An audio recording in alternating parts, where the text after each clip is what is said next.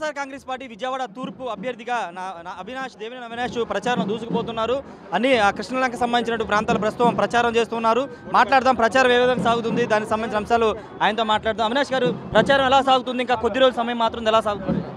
ఈరోజు ఎంతో ఘనంగా, ఎంతో ఉత్సాహంగా ప్రతిరోజు గారా, ప్రతి డివిజన్లో, ప్రతి బూత్ స్థాయి నుంచి గారా జగన్మోహన్ రెడ్డి గారికి మళ్ళీ ఎప్పుడు ఓటేద్దామా, మళ్ళీ వైఎస్ఆర్ కాంగ్రెస్ పార్టీకి ఎప్పుడు గెలిపిద్దామని చెప్పని ఈరోజు తూర్పు నియోజక ప్రజానికం ప్రతి ఒక్కరి గారు ఎదురు చూస్తున్నారు.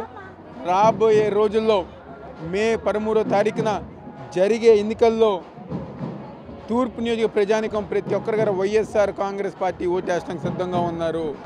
రాష్ట్రంలో జగన్మోహన్ రెడ్డి గారిని, ఈ నియోజకవర్గంలో వైఎస్ఆర్ కాంగ్రెస్ పార్టీని జెండా ఎగరేస్తాం. ఒకవైపు గద్దె రామ్మోహన్ రావు విజయం నాదే, హ్యాట్రిక్ కొడతాను ఆయన చాలా ధీమా వ్యక్తం చేస్తున్నారు. మీరే విధంగా ధీమా ఉన్నారు? ఈరోజు మీరు పెట్టెల దూరం చూసారా? సంక్రాంతికి వస్తూ ఉంటారు. ఆయన ఏం చెప్తారు? చందమామ నోట్లో మింగేస్తాను, సూర్యుని నలిపేస్తానని చెప్పంటారు. ఈరోజు గద్దె రామ్మోహన్ మాటలు గారు అలాగే ఉంది. ఎలా గెలుస్తారు, ఎందుకు గెలుస్తారు? 2 సార్లు అవకాశం ఇస్తే ఈ నియోజకవర్గానికి నేను ఈ కార్యక్రమం చేశాను అని చెప్పని ఒకటన్నా గద్దె రామ్మోహన్ చెప్పుకోగలరా?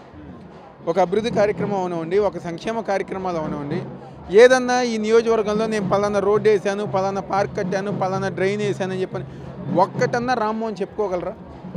2 సార్లు గారా, ఒక్కసారి నెహ్రూ గారు కాంగ్రెస్ పార్టీలో పోటీ చేస్తాం వల్ల 20,000 ఓట్ల చీలక వల్ల గద్దె రామ్మోహన్ ఒకసారి గెలిచారు.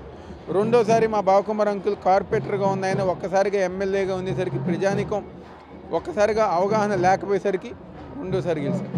ఈరోజు 5 సంవత్సరాలు జగన్మోహన్ రెడ్డి గారి నాయకత్వంలో ఆయన చేస్తున్న సంక్షేమ కార్యక్రమాలు, అభివృద్ధి కార్యక్రమాలు, రిటైనింగ్ వాల్ ఈ డివిజన్లో కట్టాం, నియోజకవర్గంలో రిటైనింగ్ వాల్ కట్టాం, అనేక 650 కోట్ల రూపాయలతో అభివృద్ధి కార్యక్రమాలు చేసాం.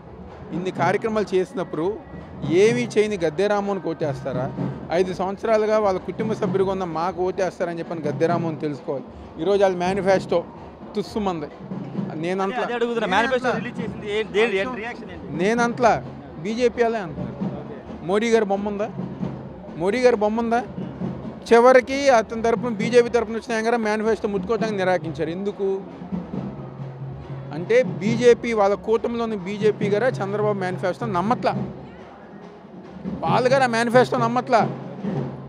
మళ్ళీ అబద్ధాలు చెప్పారు. ఇతను చెప్పిన అబద్ధాల్లో మేము గారు పాలు పంచుకుంటే మాకున్న పేరు గారు పోతుంది, ఎలాగో చంద్రబాబు పోయింది, పాపం పక్కనున్న పవన్ కళ్యాణ్ గారికి పోయింది, వీళ్ళని నమ్ముకుని మనం గారు పోతామని చెప్పిన ఒక ఉద్దేశంతో చంద్రబాబు నాయుడు బీజేపీని, పవన్ కళ్యాణ్ గారిని ఇద్దరిని గారు మోసం చేశారు. కాబట్టి ఈరోజు ప్రజానికం, ఈరోజు ఎవరైతే పవన్ కళ్యాణ్ గారి అభిమానులు ఉన్నారో వాళ్ళు గారు వైసీపీ పార్టీ ఓటేస్తానికి సిద్ధంగా ఉన్నారు. మీ కష్టానికి ప్రతిఫలం దక్కబోతుంది అనుకుంటున్నారా? తప్పకుండా, 5 ఏళ్ళు కష్టపడ్డారు. తప్పకుండా జగన్మోహన్ రెడ్డి గారు చేసే సంక్షేమ కార్యక్రమాలు, ఈ నియోజకవర్గం మేము చేసిన అభివృద్ధి కార్యక్రమాలు జూన్ 4వ తారీఖున 5వ తారీఖున ఈ నియోజకవర్గంలో వైఎస్ఆర్ కాంగ్రెస్ పార్టీ జెండా ఎగరేసే విధంగా ఉంది. కృష్ణా జిల్లాలో ఎన్ని స్థానాలు గెలవబోతుంది వైఎస్ఆర్ కాంగ్రెస్ పార్టీ? రాష్ట్రంలో 170 గెలుస్తున్నాం. జిల్లాలోనే కాదు, రాష్ట్రంలో 170కి 175 ఫస్ట్ గెలిచేదిగా తూర్పే. ఖచ్చితంగా మొదటి గెలిచే సీటు విజయవాడ తూర్పు నియోజకవర్గాన్ని దేవినేని అవినాష్ చెప్తున్నారు.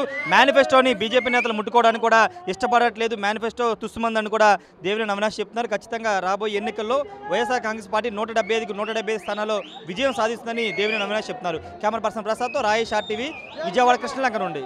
నమస్తే అండి. ఇది వ్యాపారం గురించి కాదు, ఓటు గురించి. ఎన్నికల్లో ఓటు వేయడం మన హక్కు మాత్రమే కాదు, కర్తవ్యం. ఎంతో మంది మహా నేతలు శ్రమించి ప్రాణత్యాగం చేసి ఈ అవకాశాన్ని మనకిప్పించారు. అందరూ ఓటు వేద్దాం, ఎందుకంటే ఓటు హక్కు ఊరికే రాదు. నా ఓటు ఎవరికో తెలుసా? అది సీక్రెట్ అండి.